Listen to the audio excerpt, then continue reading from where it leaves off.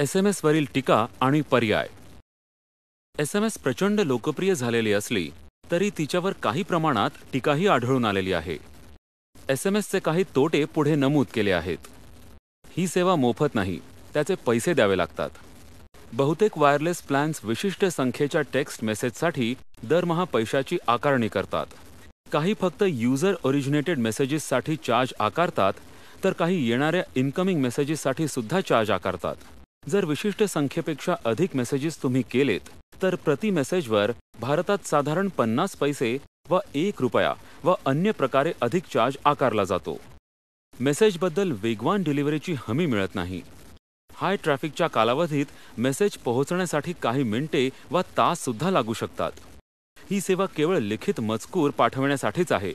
त्यावरून चित्रे, photo, video व music files पाठवता येत नाहीत.